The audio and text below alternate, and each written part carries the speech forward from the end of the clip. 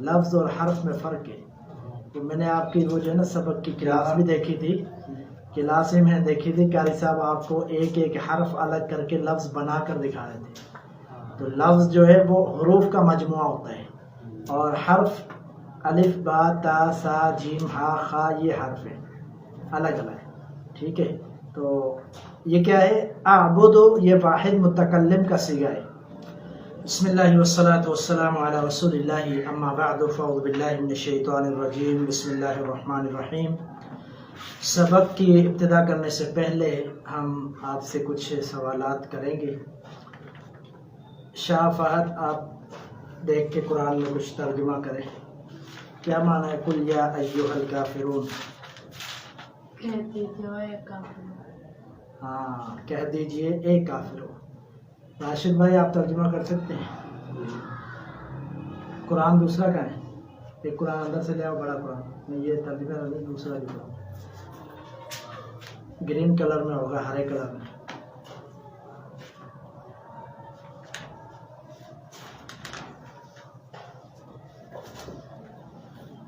یہ راشد بھائی آپ سورہ کافرون کو کھولیں، کچھ ترجمہ سنائیں ہمیں. نہیں بس اس میں دیکھو نا آپ دونوں، یہ ہے نا سامنے آپ کو. ترجمے والے کو چھوڑ دو نا، اس میں پڑھنا ہے، ابھی سنانا نہیں ہے. لا اعبد ما تعبدون،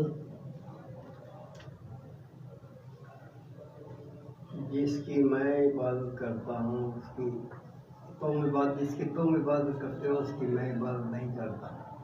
آپ نے ترجمہ تو صحیح کیا ہے، لیکن پہلے تعبدون کا کیا ہے پھر اعبدو کا کیا ہے.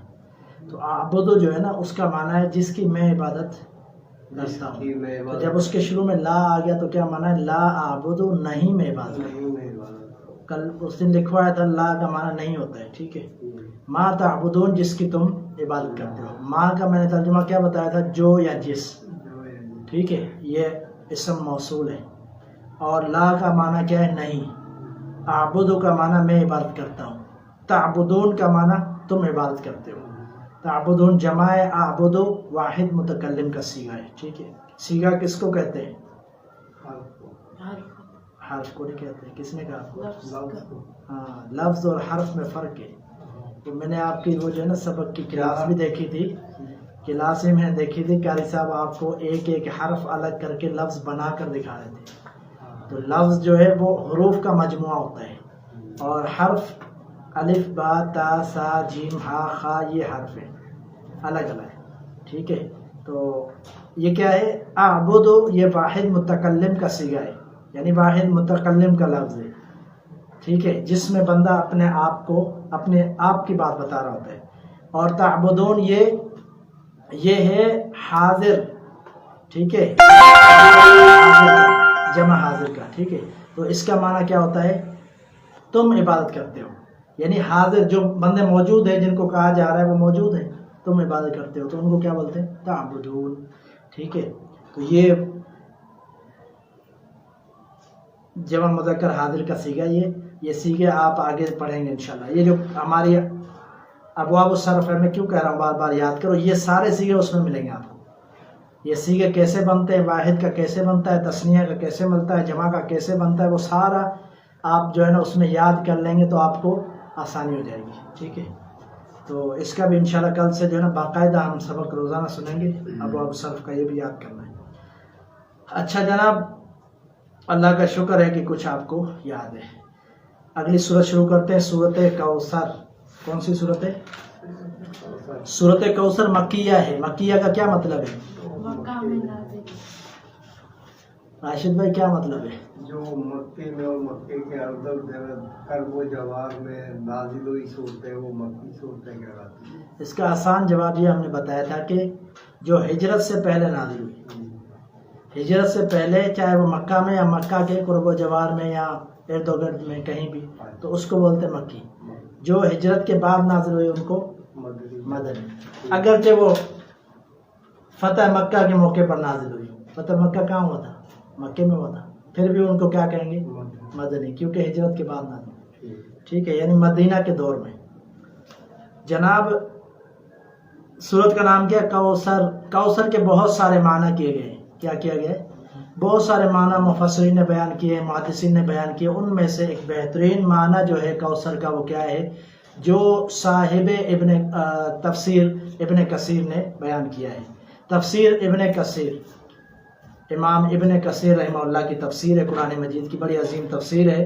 उस तफसीर में जो कौसर का माना और मफहूम बयान किया गया है वो बयान किया गया है खैर कसीर, बहुत ज़्यादा खैर। खैर कसीर का माना क्या है? कसीर खैर, कसीर भलाई।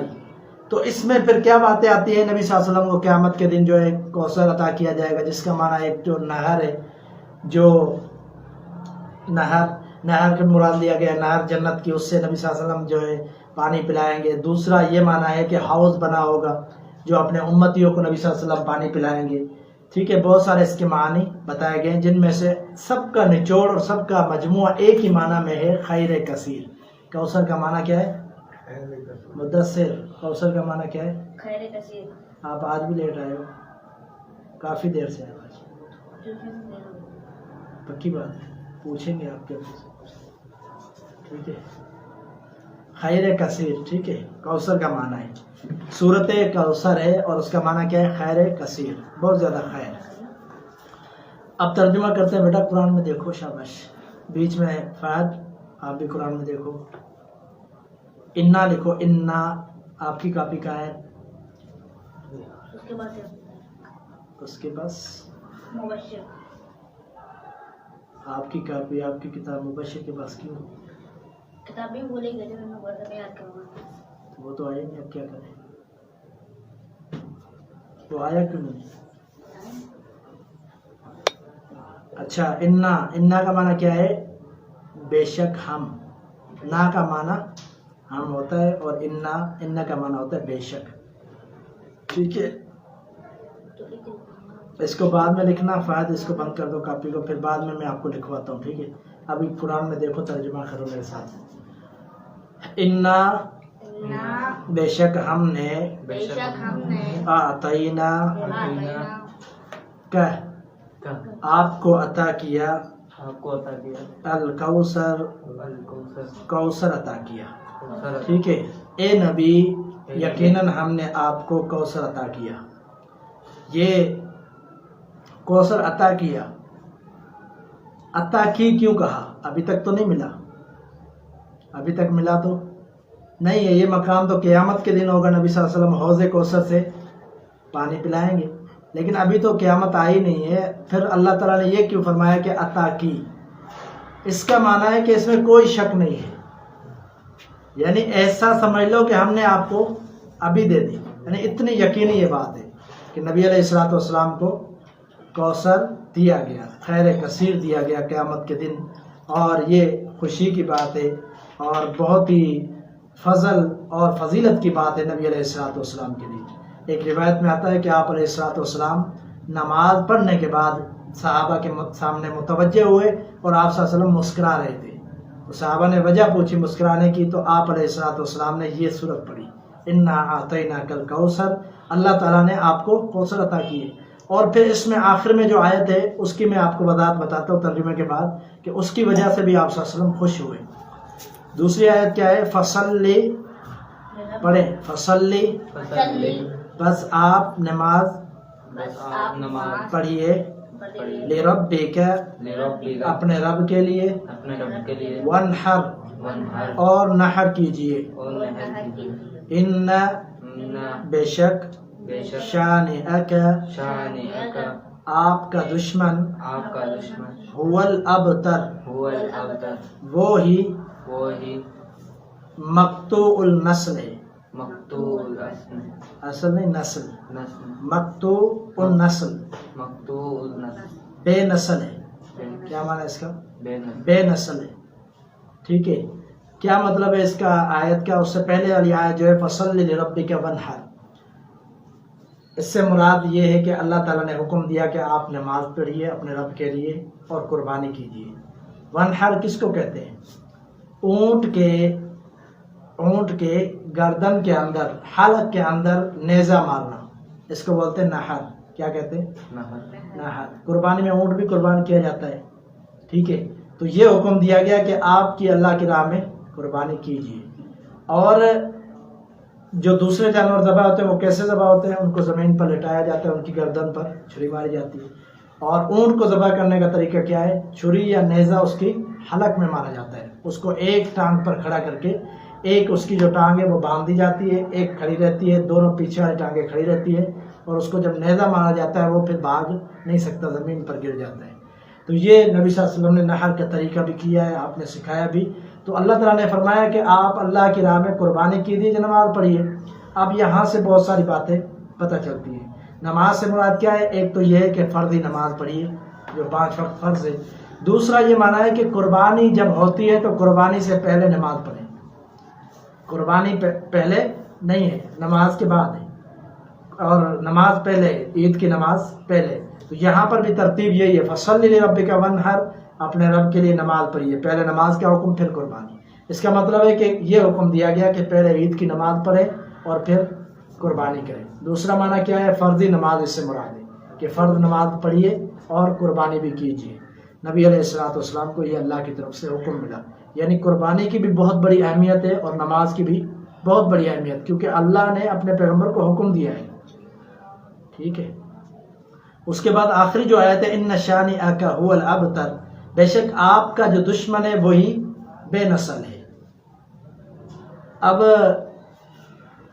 نبی علیہ السلام کے بارے میں کفار نے یہ تبصرہ کیا کہ آپ نعوذ باللہ ابتر ہیں. کیوں کہا؟ کیونکہ آپ صلی اللہ علیہ وسلم کی جو نرینہ اولاد تھی، جو بیٹے تھے نا، وہ بچپن میں فوت ہو گئے تھے. بیٹے بچپن میں فوت ہو گئے. اب انہوں نے نعوذ باللہ نبی صلی اللہ علیہ وسلم کو یہ الزام لگایا کہ آپ ابتر ہیں. مقطوع النسل، یعنی جس کی نسل ختم ہو چکی ہے، جس کی نسل کٹ دی گئی، کاٹ دی گئی، اس کے بعد آپ کی کوئی نسل نہیں ہے، قابل ذکر آپ ہوں گے ہی نہیں. یعنی نعوذ باللہ دنیا سے جب آپ چلے گئے، اکیلے دنیا سے چلے گئے، پھر آپ کی نہ اولاد ہوگی، نہ نرینہ اولاد ہوگی، نہ بیٹوں کی اولاد ہوگی، نہ بیٹے ہیں بڑے، پھر آپ کا نام کون لے گا؟ انہوں نے بڑے فخر سے یہ نبی صلی اللہ علیہ وسلم پر الزام لگاتے تھے. تو یہ الزام جب بھی انہوں نے لگایا، اللہ نے اس کا رد کیا. کیا کیا؟ اللہ نے اس کا رد کیا. یہاں بھی اللہ تعالیٰ نے دفاع کیا، کہا کہ بے شک جو ابتر ہیں یہ وہی کفار اور مشرکین ابتر ہیں. کیسے ابتر ہیں؟ ان کا کوئی قابل ذکر کارنامہ بیان ہی نہیں ہوگا. ہمیشہ کیا ہے؟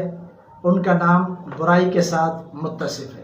اور وہ جو ہے ایسے ہیں، بہت سارے ایسے ہیں جو قابل ذکر ہے ہی نہیں، جن کا تذکرہ ہوتا ہے زیادہ تر کس کا ہوتا ہے؟ ابو جہل کا ہوتا ہے، ابو لہب کا ہوتا ہے، بڑوں کا. اور وہ بھی کیوں ہوتا ہے تذکرہ؟ وہ ان کی برائی بیان کرنے کے لیے، کوئی اچھائی بیان نہیں ہوتی ان کی. تو اللہ تعالیٰ نے فرمایا یہ بے نسل ہے، ان کا نام لینے والا کوئی نہیں ہوگا. آپ کے لیے تو اللہ تعالیٰ نے بڑا مقام رکھا ہے. وَرَفَعْنَا لَكَ ذِكْرَكَ، اللہ نے فرمایا آپ کے ذکر کو ہم نے بلند کر دیا. ٹھیک ہے. تو یہ کافروں کو حقیقت میں اللہ تعالیٰ نے جواب دیا، جس کی وجہ سے نبی صلی اللہ علیہ وسلم نماز کے بعد مسکرا رہے تھے جب یہ صورت نازل ہوئی. اللہ نے کافروں کو بھی جواب دیا اور آپ کو بہت بڑی خوشخبری بھی سنائی کہ آپ کو کوثر عطا کیا جائے گا. اب کیا ہے؟ ایک طرف دلاسا ہے، دوسری طرف بھی دلاسا ہے. آپ ان کے تانوں سے، ان کی باتوں سے پریشان نہ ہو. ہم نے تو آپ کو بڑا مقام دینا ہے، ہم نے تو آپ کو خیر کثیر دینی ہے، کوثر عطا کرنا ہے، خیر کثیر. تو آپ کیوں پریشان ہوتے ہیں؟ تو یہ ایک چھوٹی سی صورت ہے، لیکن مفہوم معنی کے اعتبار سے بڑی عظیم صورت ہے. ٹھیک ہے. تو شانیہ کا معنی کیا ہے؟ دشمن آپ کا. ٹھیک ہے. کیا اس کے اندر آیا؟ پہلی آیت کے اندر بھی کیا آیا؟ کیا آیا؟ آتینا کا. کیا کا معنی پہلے بھی آپ کو منایا تھا کہ آخر میں جو کا آتا ہے فعل کے ساتھ، ٹھیک ہے، یا اسم کے ساتھ، جو کا آتا ہے آخر میں کاف آتا ہے، اس کا معنی کیا ہوتا ہے؟ آپ. ٹھیک ہے. یہاں بھی کیا؟ آتینا کا، ہم نے آپ کو عطا کیا. ہم کس کا معنی ہے؟ نا. آتینا. ٹھیک ہے. اور دوسرے میں بھی کیا ہے؟ شان کا آخری آیت میں. تو وہاں بھی کیا کا معنی کیا ہے؟ آپ کے دشمن. ٹھیک ہے.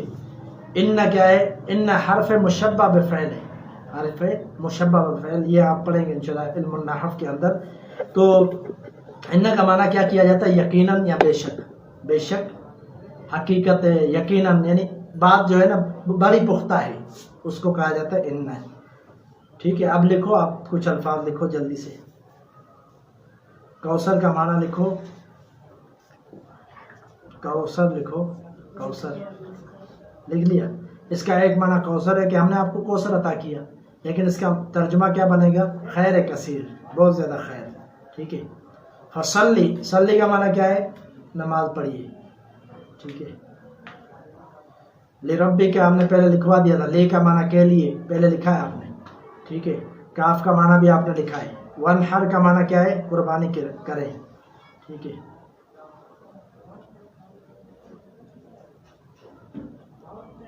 ان کا معنی بے شک، اور ہوا کا معنی ہم پہلے بتا چکے ہیں آپ کو. یہ ضمائر ہے، ہوا کا معنی وہ ہوتا ہے پہلے لکھوایا ہوا ہے.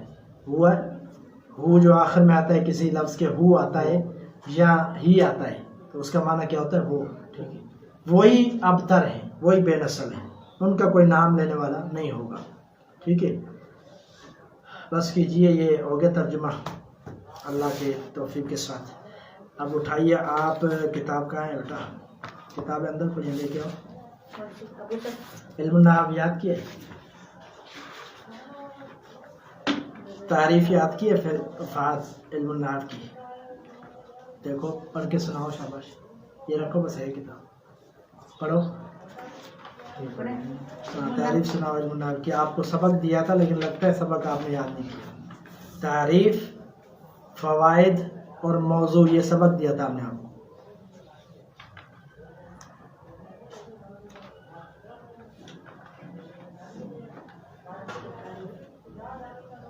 پڑھو کیا ہے. عربی کا علم نحو وہ علم ہے کہ جس میں اس میں فعل و حرف کو جوڑ کر جملہ بنانے کی ترکیب اور ہر کلمے کے آخر میں حرف کی حالت معلوم ہو. فائدہ اس علم کا یہ ہے کہ انسان عربی زبان بولنے اور لکھنے میں ہر قسم کی غلطی سے محفوظ رہے. مثلا زیدہ دار. اب دیکھو میں صرف سبق روک رہا ہوں، آگے نہیں چلا رہا، اس لیے کہ یہ انتہائی اہم کتاب ہے گرامر کے حوالے سے. لیکن ابھی تک آپ نے تعریف یاد نہیں کی اس کی. مناسب نہیں ہے آپ کو. اب کیا بولے یار، ویڈیو بھی چل رہی ہوتی ہے، لائیو چل رہا ہوتا ہے، کھڑا کرو یا کچھ بولو تو پھر آپ کہیں گے بےزتی ہو گئی ہماری. ویسے نہیں کرو، سبق یاد کیا کرو. یہ کل جو ہے نا تعریف، آگے تعریف کے بعد دوسری ہیڈنگ کیا ہے؟ فوائد، فائدہ. تیسری کیا ہے؟ موضوع. صرف اتنا جو ہے نا آپ نے کل اچھے طریقے سے یاد کر کے آنا ہے. ٹھیک ہے. اس میں کوئی غلطی نہیں ہونی چاہیے، رٹا لگا کے اچھے طریقے سے یاد کرنا ہے. مہر نبوت لے کر آئیں. حمزہ ادھر ہے، ادھر ہے کتاب. کتاب ہے دوسری، دوسری تھی نا. کہاں ہے کتاب؟ لے کے آؤ تو دیکھو. اس کے اندر ہے شاید.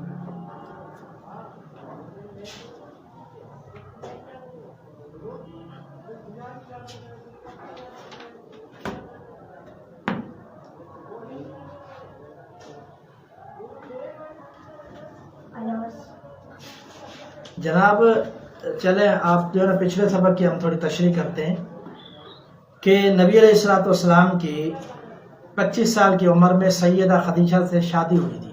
کیا ہوئی تھی؟ شادی ہوئی تھی آپ علیہ الصلوۃ والسلام کی سیدہ خدیجہ رضی اللہ تعالی عنہا سے. ٹھیک ہے. اس وقت سیدہ خدیجہ کی کیا عمر تھی؟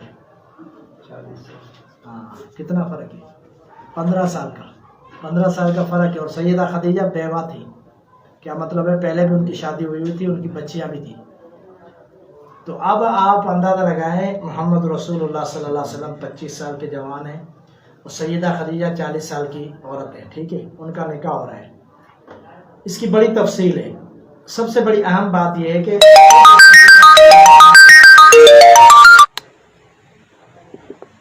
کس نے بھیجا تھا پیغام؟ خود سیدہ خدیجہ نے پیغام بھیجا. سیدہ خدیجہ مکہ کے اندر بڑی معروف تاجرہ خاتون تھی. ان کی تجارت کا بڑا معروف ایک نام تھا ان کا، اور بڑی پاکیزہ اور بڑی پاک دامن خاتون تھی.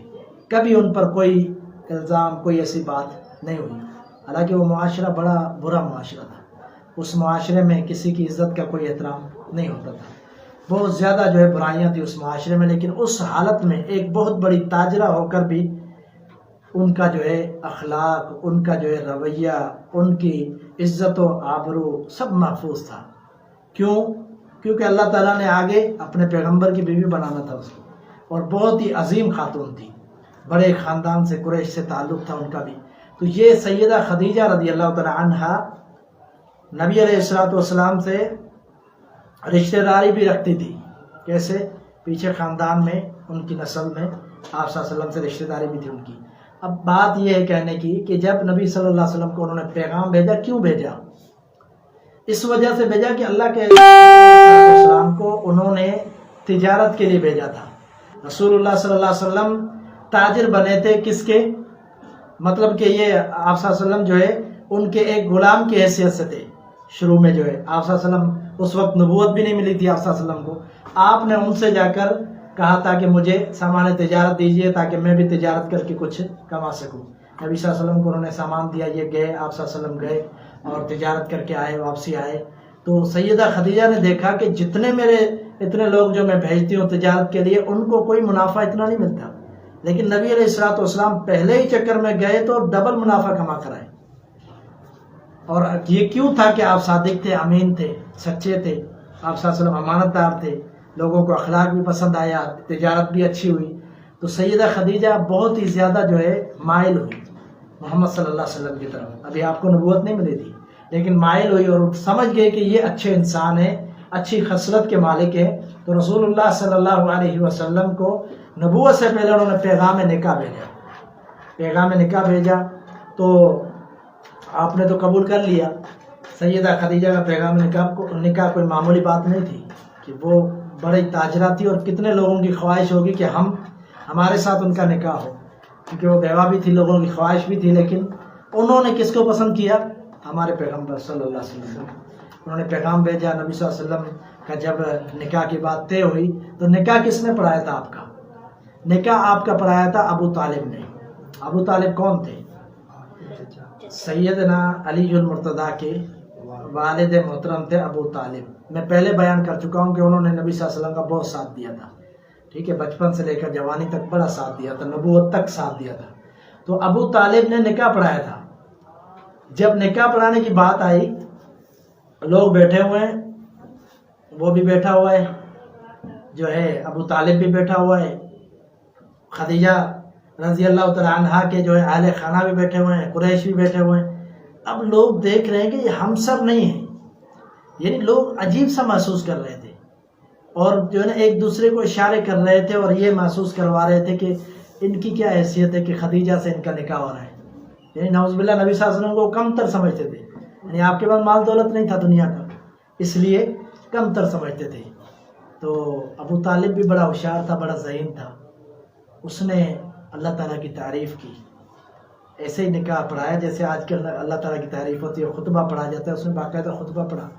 خطبہ پڑھنے کیونکہ وہ اللہ کو مانتے تھے، اگرچہ بتوں کی عبادت کرتے تھے، مشرک تھے، شرک کرتے تھے، لیکن اللہ کی عبادت کرتے تھے. اور یہ کہتے تھے کہ ہم جن کو شریک بناتے ہیں ان کو نعوذ باللہ اللہ نے خود شریک بنایا. یعنی یہ شریک اللہ کے شریک ہیں جو اللہ نے بنائے، ہم اس لیے ان کو پوچھتے ہیں. یعنی اللہ نے ان کو طاقت دی ہوئی ہے، جیسے آج کل کہتے ہیں پیروں بزرگوں کو اللہ نے طاقت دی ہے. وہی عقیدہ ہے، کون سا فرق ہوگا؟ کیا کہتے ہیں؟ پیر صاحب سے مانگتے ہیں، اولاد بھی مانگتے ہیں. سب کیوں مانگتے ہیں بھائی؟ اللہ نے ان کو طاقت دی ہے. وہ مشرکین مکہ بھی یہی کہتے تھے کافر جو بتوں کے بارے میں کہ بتوں کو اللہ نے طاقت دی ہے. جب وہ شرک ہے تو یہ کیوں نہیں ہو سکتا؟ یہ بھی شرک ہے. انجیل اور تورات پہ ان کا ایمان تھا نا ابو طالب والوں کا. جی ہاں، کتب الہی کو بھی مانتے تھے اور بلکہ وہ ملت ابراہیم پر تھے. ٹھیک ہے، ابراہیم علیہ السلام کے دین پر تھے. نہ یہودی تھے نہ عیسائی تھے، لیکن کچھ آثار ابراہیم علیہ السلام کی ملت کے تھے، اس لیے وہ اللہ کے ساتھ اللہ کو مانتے تھے. ٹھیک ہے، اس لیے کہ اس کی بڑی مثال یہ ہے کہ جب حملہ کرنے کے لیے ابرہ آیا بیت اللہ پر تو اس وقت عبد المطلب نے کہا تھا کہ اس کا جو رب ہے وہ خود ہی حفاظت کرے گا اس کی، ہم کمزور ہیں، ہم پیچھے ہٹ جاتے ہیں. کیوں کہا تھا؟ اس کو پتا تھا اللہ تعالیٰ حفاظت کرے گا اور اللہ نے حفاظت کی. صورت جب وہ آئے گی کیا نام ہے فیل، تو انشاءاللہ اس کا تذکرہ ہم کریں گے. تو ابو طالب نے نکاح پڑھاتے ہوئے یہ اللہ تعالیٰ کی تعریف کی. پھر اس نے کیا کہا؟ اس نے یہ کہا کہ جتنے بھی تم لوگ بیٹھے ہو، اس نے مخاطب ہو کر کہا کہ جتنے بھی لوگ بیٹھے قریش کے، جتنے لوگ بیٹھے ہو، قبیلے بیٹھے ہو، کتنے لوگ آئے ہو نکاح میں، کوئی بھی ایک ہے جو میرے محمد بھتیجے کا مقابلہ کر سکے. کوئی ایک کھڑا ہو جو کہے کہ میں اس سے بہتر ہوں. کیا کہا؟ کوئی ایک کھڑا ہو کر کہہ دے کہ میں اس سے بہتر ہوں سوائے مال کے، سوائے مال کے. ہاں دنیا کا مال تمہارے پاس ہوگا، میرا بھتیجا غریب ہے، پیسہ دولت اس کے پاس نہیں ہے، لیکن اس کے اخلاق، اس کے کردار، اس کی صداقت، اس کی امانت، اس کی سچائی، ان ساری خوبیوں کے اندر، اخلاق کے اندر کوئی ایک کھڑا ہو جو اس کا مقابلہ کرے، اس کی پاک دامنی میں کوئی مقابلہ کر کے دکھائے. لیکن کیا ہوا کہ کسی کو جرت نہیں ہوگی کھڑا ہو. کیونکہ جانتے تھے کہ نبی صلی اللہ علیہ وسلم جیسا اخلاق، آپ جیسی پاک دامنی کسی کے پاس نہیں تھا. تو یہ آپ صلی اللہ علیہ وسلم کی نبوت سے پہلے کی بات ہے کہ جب آپ کا نکاح سیدہ خدیجہ سے ہو رہا تھا تو نکاح کس نے پڑھا ہے؟ یہ یاد رکھنے والی بات، اہم پوائنٹ ہے، ابو طالب نے. یہ سیدنا علی مرتضیٰ رضی اللہ تعالیٰ عنہ کے والد تھے، اور ابو طالب کے گھر میں آپ بڑے ہوئے. یہ بھی آپ جانتے ہیں. کیسے؟ جب آپ کے دادا عبد المطلب کا انتقال ہو گیا تو آپ کے چاچا جو ہے آپ کے کفیل تھے، وہاں بڑے ہوئے تھے. پھر اتفاق یہ ہے کہ نبی صلی اللہ علیہ وسلم نے پھر سیدنا علی کو اپنے ساتھ لے لیا تھا. ابو طالب اتنے مالدار نہیں تھے. جب نبی صلی اللہ علیہ وسلم نوجوان ہوئے تو آپ نے فرمایا کہ خدیجہ کے نکاح کے بعد آپ نے فرمایا کہ علی کی ذمہ داری مجھ پر ہے. اور سیدنا علی نبی صلی اللہ علیہ وسلم کے پاس رہتے تھے. کیوں؟ اس لیے کہ انہوں نے ایک ترتیب بنائی تھی کہ ابو طالب اتنا کما نہیں سکتے، اتنا ان کے پاس دولت ملکیت نہیں ہے، غریب ہے، اس لیے ان کے بیٹے زیادہ ہیں، چلو ایک آسانی ان کے لیے ہو جائے گی، ایک کی ذمہ داری نبی صلی اللہ علیہ وسلم نے لے لی. تو ابو طالب نے جو آپ پر احسان کیا، اللہ نے اس احسان کا ہی بدلہ دے دیا. کیسے؟ کہ نبی صلی اللہ علیہ وسلم نے ابو طالب کے بیٹے کو پرورش کیا، اس کو بڑا کیا، اس پر خرچہ کیا. سمجھو ایک احسان کا بدلہ بھی ہو گیا. تو سیدنا علی کو نبی صلی اللہ علیہ وسلم نے کفالت کی تھی. تو یہی ہم نے آج جو ہے نا وضاحت کی ہے. نبی صلی اللہ علیہ وسلم کے نکاح کے حوالے سے سیدہ خدیجہ سے نکاح ہوا تو ہم سب نہیں سمجھ رہے تھے لوگ، لیکن ابو طالب کو اللہ نے اتنا ذہن دیا تھا کہ اس نے اس وقت سب کی زبانیں خاموش کر دی اور کوئی نبی صلی اللہ علیہ وسلم کے مقابلے میں کھڑا نہیں ہوا. تو یہ آپ نے نکاح کے احوال کچھ ذہن نشین کرنے ہیں. اور کل جو ہے نا کوئی رعایت نہیں ہوگی. کل کا مطلب ہے پیر کو. 2 دن ہے آپ کے پاس، ٹھیک ہے؟ آج کا دن ہے، کل کا دن ہے، اور پیر کو آپ نے سبق سنانا ہے. پیر کا ہی پورا دن ہے، عصر کے بعد پڑھائی ہوتی ہے، ٹھیک ہے؟ اتوار کا دن آپ کی ویسے ہی اسکول کی چھٹی ہوتی ہے. تو آپ نے ضرب یضرب ضربا فهو ضارب وضرب یضرب ضربا فذاک مضروب، یہ 8 الفاظ یاد کرنے. فہد آپ کی چھٹی ہے کل، ٹھیک ہے؟ تو یہ 8 الفاظ اچھے طریقے سے رٹ کر یاد کرنے اور ادھر آ کر سنانے، ٹھیک ہے؟ اور نحو کا سبق کیا ہے؟ نحو کا سبق یہ ہے تعریف، فائدہ اور موضوع، ٹھیک ہے؟ یہ 4-5 لائنیں یاد کرنی ہے.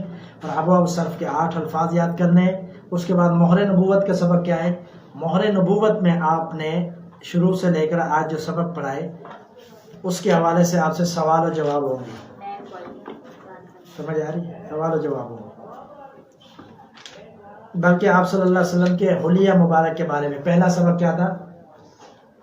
آپ کا حلیہ مبارک. میں آپ سے پوچھوں گا آپ صلی اللہ علیہ وسلم کی داڑھی مبارک کیسی تھی، آپ صلی اللہ علیہ وسلم کا چال چلن، اس حوالے سے میں کچھ سوال کروں گا. آپ کے چہرے کا کلر وغیرہ یہ چیزیں میں پوچھوں گا اور آپ نے ان کا جواب دینا انشاءاللہ، ٹھیک ہے؟ 2 کتابیں ہیں، کس نے لے کر جانی ہے؟ کس نے؟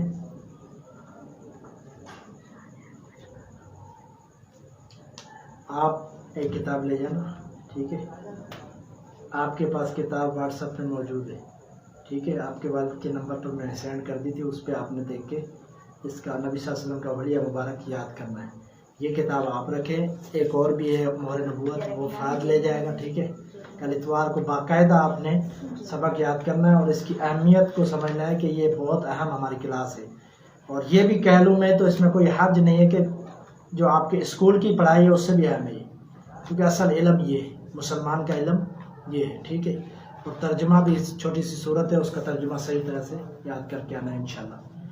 تو آج کا جو سبق ہے ہمارا اختتام پذیر ہوتا ہے. آخر میں ایک اعلان ہے. جیسا کہ ہم نے کہا تھا کہ کیا کہا تھا کہ جو اتوار کا دن ہے وہاں پڑھائی نہیں ہوگی، اسباق نہیں ہوں گے، اس کے علاوہ کوئی نہ کوئی ایکٹیویٹی ہوگی. تو اس میں جو ہے بہت ساری باتیں ہیں، کمپیوٹر کی کلاس بھی ہے، اور سوشل میڈیا کے حوالے سے بریفنگ جو کلاس بھی ہے، یہ ساری چیزیں ہیں. انشاءاللہ آہستہ آہستہ وقتاً یہ ہوگا. پہلا جو اتوار ایک پیچھے گزرا ہے اس میں ہم نے سرپرست سے اعلیٰ جو ہماری اکیڈمی کے مولانا غلام اکبر صاحب ان کا درس کروایا تھا. ٹھیک ہے، تو اگلا جو یہ اتوار آ رہا ہے، کل آ رہا ہے جو، اس اتوار کو انشاءاللہ ہم نے موضوع پیچھے لکھ دیا ہے کہ ایک خارجی خوارج کا ایک گروپ جو نبی علیہ السلام کے دور سے شروع ہوا. کیسے نبی صلی اللہ علیہ وسلم کے دور سے شروع ہوا، اس کی تاریخ کیا ہے، اس کی ابتدا کیا ہے، ان کا پہلا شخص کون تھا، ان کی نشانی کون سی تھی، ان کو قتل کس نے کیا، کون سی جگہ پر قتل کیا، یہ ساری معلومات انشاءاللہ کل کے درس میں ہوں گی. کل کا جو ہمارا درس ہے وہ انشاءاللہ ہماری کوشش یہ ہوگی کہ 4:45 پر شروع ہوگا.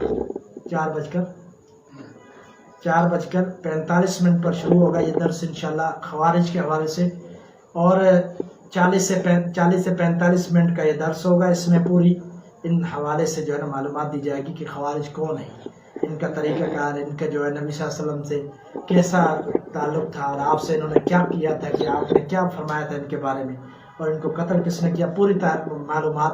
تاکہ اس دور میں بھی بہت سارے لوگ جو ہے بلا وجہ کسی پر خارجی کا فتویٰ لگا دیتے ہیں کہ یہ خارجی ہے، یہ خارجی ہے. تو پتہ چلے خارجی ہے کیا، ان کی نشانی کیا ہے. یہ بھی انتہائی اہم بات ہے. اس حوالے سے انشاءاللہ کل کا درس ہوگا، تو ضرور سب طلباء شرکت کریں، اور کوشش یہ کریں کہ اپنے ساتھ والدین کو بھی لے آئیں اور دوسرے ساتھیوں کو بھی لے آئیں، تاکہ انشاءاللہ وہ بھی یہ اہم درس سنیں. سبحان اللہم ربنا و بحمدک، اشہد ان لا الہ الا انت، استغفرک و اتوب الیک.